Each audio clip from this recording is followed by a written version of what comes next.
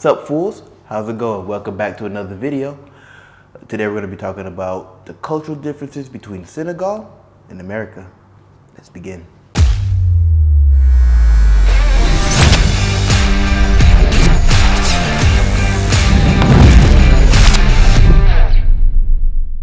Give me that back. Oh, my scully.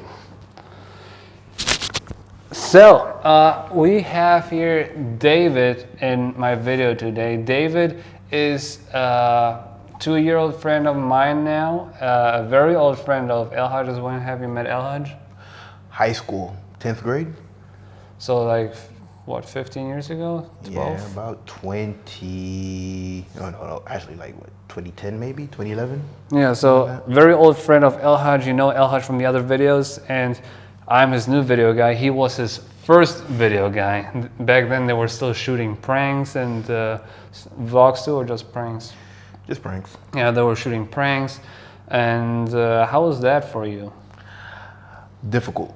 We would wake up at like 8 o'clock in the morning and we would come home at like 10 o'clock at night because we would shoot for like maybe a week straight and then go to Georgia State and try to edit the videos, and they would come out pretty terribly because no one would react.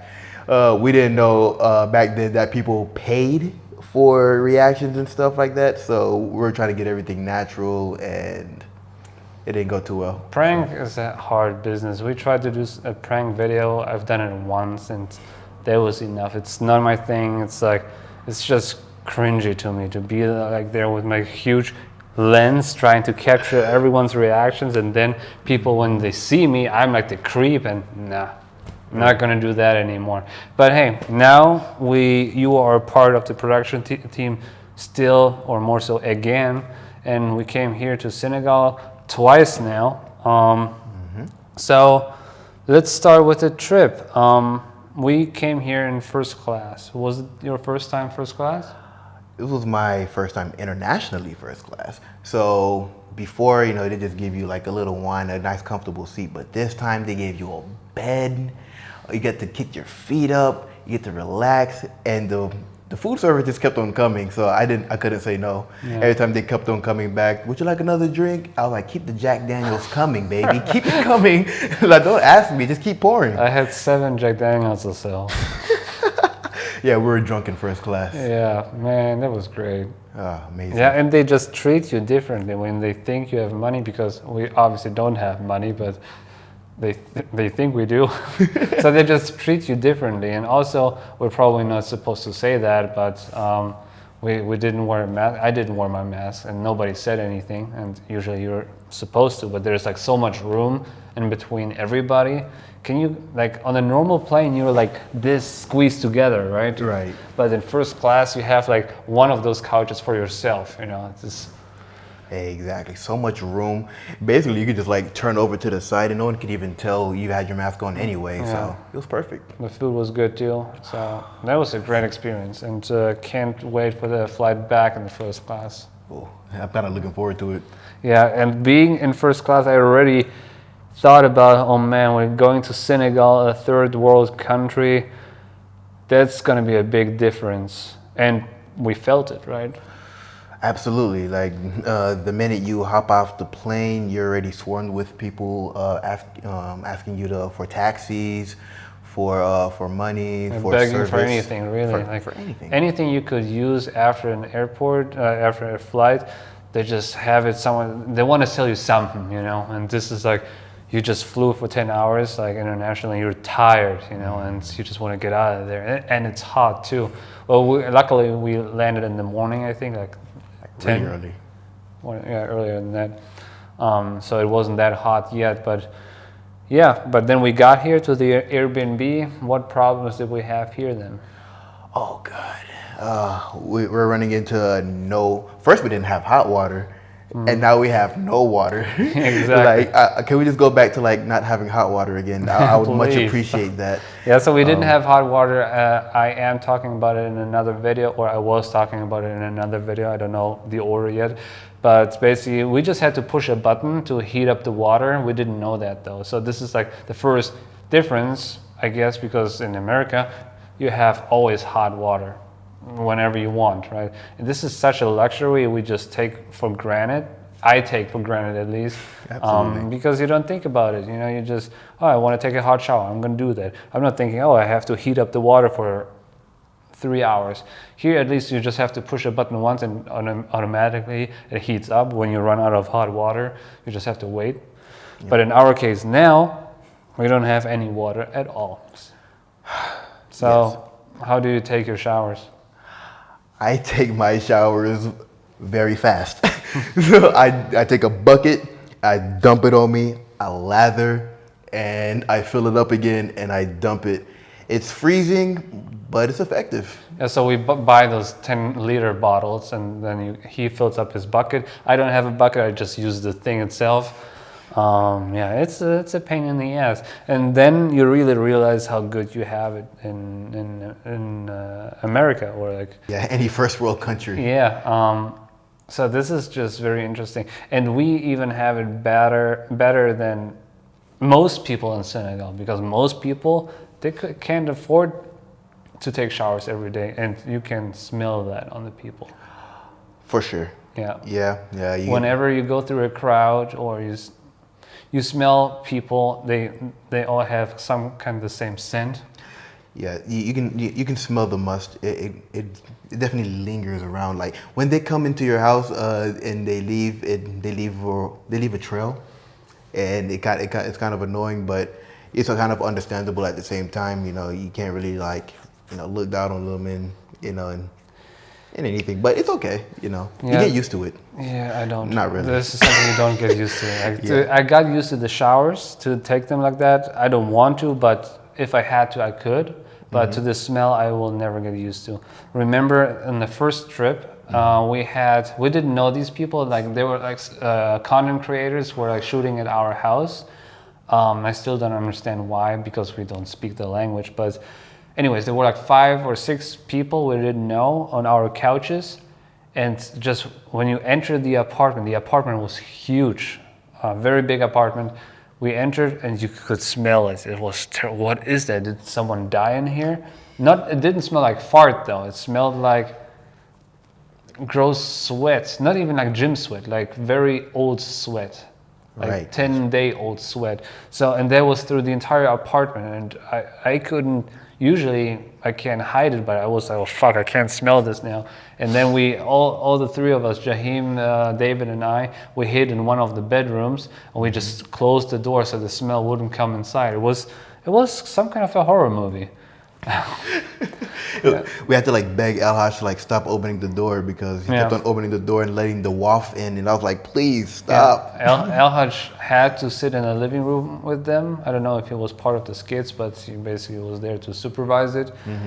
So he was sitting in all of that, and we were just hiding, and there was, man, it's terrible. And for us, if someone smells bad as an American or European, either you tell this person, but you figure out the solution. It's mostly just, you don't smell bad smells on people. Most of the time, it's very rare, really, unless it's like homeless people. But here, this is normal. Women, they don't smell that bad, mostly. I kind of noticed that too. Yeah, and my theory, but I might be wrong though. This entire culture is based on their religion, Muslim. They're all Muslims here, right? And you know how they marry, a man can marry up to 4 wives.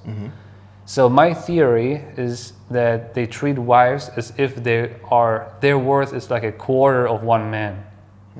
Because they 4 females can marry 1 man, so they're like not as much worth. So they have to try harder to be like seen and accepted and wanted.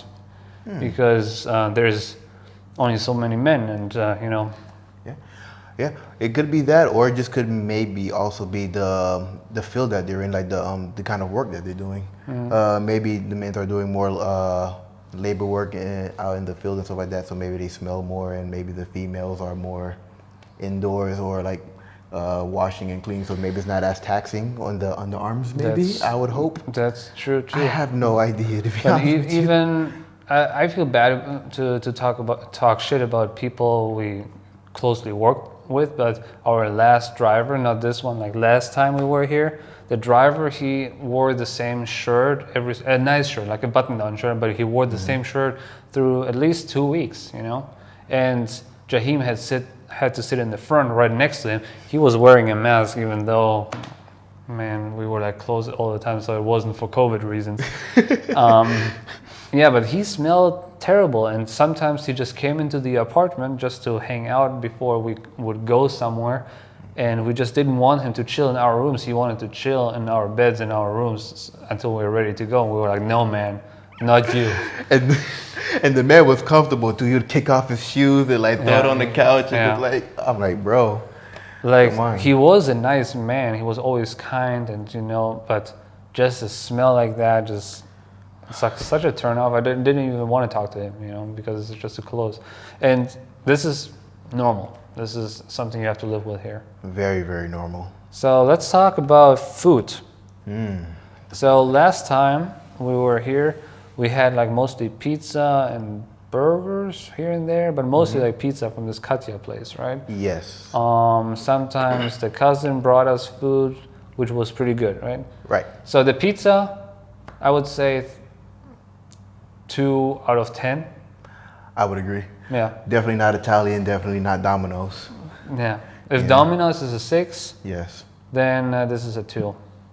easily. Is Domino's a 6? To me, it's definitely a 6. I say it's a 6. I say the pan pizza is probably somewhere around a 7 at least, maybe. Yeah. But this is a 2. Easy. This is just, I don't know what they put in it. But I must say, I usually have like stomach issues with like dairy products. I had no stomach issues here with anything. So I don't know if they use like raw cheese and put it on the pizza or what. I don't know what they do. Maybe it's not as processed. Yeah. I have no stomach issues when I eat dairy products here. So this is a plus, definitely. For sure. I still don't know why, because usually when I eat, like I said, I have to get those lactose pills or whatever, and then it's fine. But here it's great. All right. Well, one thing I do notice though is like they always put French fries in the burger. I can't unwrap my head around it because every time I order a taco or a burger, I take a bite into it just expecting meat, lettuce, and tomatoes or something like that, and then fries. I'm like, who put this here? It's They put it on the side. Yeah. And yeah, what else? The African traditional African food, I would say it's great. 8 out of 10, whatever. If you like it, it's probably better. If you don't, it's like a rice. It's not real rice. It's like some kind of different rice, and some chicken, and it's good food. Yeah, usually rice, chicken, and then the meats are usually like chicken or fish, something like that. Exactly, either chicken or fish. Poisson, learned the French word for fish. Yeah, what else? And I wanted to say something. Yeah, so this time we live in a different area now, so we have a little more restaurants. Oh, we did find this Indian place. It was also funny. That was an interesting story. We tried to find like a new restaurant, and we just talked to a random person right next to our apartment, right? And he was like, yeah, there is this restaurant, just turn right here, turn left there. And then he started walking with us. So I thought, okay, he's going to walk with us for 5 minutes until we get to the place. But he literally walked with us for 45 minutes, showed us the place, and then walked back. And this is, I've experienced that a lot, that Africans, instead of showing you, they literally walk with you a lot. I've had that a couple of times. Yeah, the hospitality I say is a lot different. Like instead of just to say, yeah, go over there and over there, or just go around the corner. Like they really don't want you to get lost, and they will actually like take the time out to like walk with you, even if it takes an hour. Like they'll go out of their way, even if they're busy, to go out with you and make sure you're safe, make sure you know your way, make sure you're good. And I was really thankful for that. That's good. That's the interesting thing, because it does seem very dangerous here. Everybody tells you that it's dangerous. You have to be careful, especially for me as a white man, because I don't know how, but they can tell that I'm not from here. No, but supposedly it's very dangerous here. So either it's like a gap between dangerous people and very kind people. You know, like the in between is not that much. So that's at least a feeling. I haven't experienced any dangerous situations. Well, the traffic was very dangerous, but let's talk about that a little later. But definitely the Indian food we found at this point, that was a 9 out of 10 for sure. Easily. Yeah. Yeah, we go there like religiously now at this point. Like we went there the last time we came to Senegal, we went there at least maybe 3 or 4 times. Yeah. And this time, well, we were like, okay, we have to run it back because it was so good. Let's go again. Yeah. And we went again. Food was still amazing. They do no wrong. Well, the difficulty was to find this place because obviously we didn't write down an address or anything. But then I went back to a selfie we took last year, and you can always see where you take pictures, and then I could find the place. Genius. But yeah, let's talk about the traffic, the way they drive here. I don't think I have that much footage of that I can show you. I think I have some stock footage, but when you're in this car and people are driving back, it's like Tetris. Like they make it work. Pretty much. We've been here, we talked about it, for like 6 weeks total with both trips, and we haven't seen one car accident. The best way I can describe the traffic here is like organized chaos. It's for some reason it's chaotic and it's wild, it's sporadic, it's very weirdly moving. Like there's no lines to keep you in like that certain like lane, whatever. But for some reason everybody knows exactly where they're supposed to be, and they never really hit each other. But they're constantly yelling at each other. They're always, hey, no, yeah, and honking. Like, I hate honking. This is like a pet peeve. I hate the sound of a honk, like in America. But here you hear it constantly. And especially our driver is a very aggressive driver. But I say it in a good way, because you have to be aggressive to get from A to B. Otherwise, you won't get anywhere. You have to squeeze your way in. But I wouldn't want to drive here. I would if I had to, but I'm pretty sure I would get a heart attack within 10 minutes. Easily, and I would easily get lost because one, there's no like street signs, there's no street like hey, turn to the left on like 35th Street or go to like down like Kenton Street or something like that. Like no, it's just. And when you're used to American streets with a block system, you know kind of where you are. Okay, you can either turn left, right, or straight, right? In Europe, it's a little more complicated because you have those crazy streets. So if you're used to European streets, you might get better here in Africa, because also you drive stick shift here too. Like most people drive stick shift. Americans are not used to. Can you drive stick shift? I sure can. Yeah, you can. But most Americans cannot, because you don't have to learn it in driving school. Yeah. But yeah, that's definitely interesting. Driving. What else? Yeah, you've been talking more to the cast and to the people more than me, for example. I always see you chit chat. Do you understand what they're saying? Do you understand some kind of language I don't understand, or what is it? I will say I don't really understand a lot what they're saying. They talk to me, but it's more like them just like saying stuff at me rather than talking to me, and I'm just nodding and smiling and like, yeah, sure. I mean, I will say one of like just one guy who can speak English pretty well, so I can communicate with him. The other guy is teaching me more stuff in his language, the Fulani and the Pula and stuff like that, and he can kind of translate back and forth, so I can kind of understand here and there, but I wouldn't really say we're having like conversations like that. It's more like him showing me things and him kind of trying to explain it to me. Well, he can kind of communicate in English, but not as well as not as well as Daja. Ama can. See, he even knows the names. We spent like 10 days. I don't know their names. Yeah, they're cool people. They're chill. They're cool actors. They're nice. They're funny. I'll say that. They're very much characters. They're always animated and doing funny things, whatever, to keep things entertaining and keep things like wild and new. Yeah, we had this moment at the beach the other day where they were like singing with this people on the beach, and I was dancing with them. Exactly. I think you recorded that. Yeah, that was funny. Cool people. It's just interesting. I love to see people who don't speak the same language to interact. This is always such a great thing to see. It's like, you know, when, I don't know, a snake would start playing with a dog, you know, not in an aggressive way. They just try to get along, you know. Right. This is just very nice to see. How is it for you to be in those villages? I'm sure you haven't experienced those villages before, or have you? Not really. I had a small glimpse in my first trip to Haiti. For the people who don't know, I'm Haitian. So when I went to Haiti, like I had a small encounter with a small village in the country before, back home, but not as for extended periods of time like I did here. So while I'm here, the villages are very very interesting. Not only are they like stupid hot, it was 97 degrees like maybe like the other day, and it's December. But the first time we came, it was like easily 110, 115 some days, or whatever. So Yeah, like that's like 40 degrees Celsius or something like that. yeah, it's so 45. hot and it's dusty, it's dry. But I will say, And we're low on water because you Oh drink the my water like fast and then it's gone. yeah, what's funny is that you don't pee over there because like it just evaporates from your skin. The minute you drink it, it's gone. Yeah. So like your body just soaks it all up.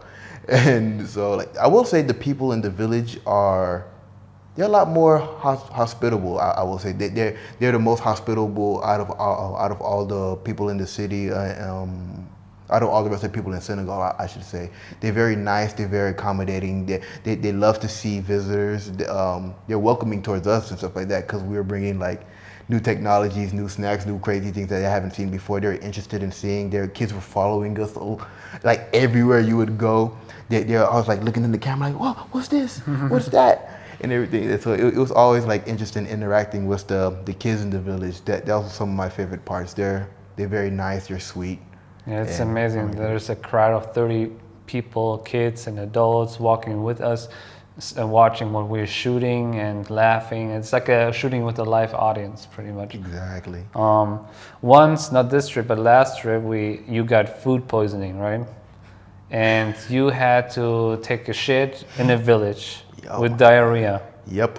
Tell us about this experience. How does it even work? Well, first, there's no toilets in the village, so yeah, don't get diarrhea in Senegal. That's rule number one. Yeah. So rule number two, get your squats in. Make sure you do a lot of squats because you will be squatting for a long time. You're gonna have to squat, and you're So gonna it's have a to. hole in the ground? Or? It's a hole in the ground. Okay. It's basically it's a shed. You open up a door. There's a pot of water on the floor, and there's no toilet tissue, by the way. Yeah, so like there's a pot on the floor. You have to squat. You have to shit in the hole, and after you shit in the hole, you rinse yourself off that way.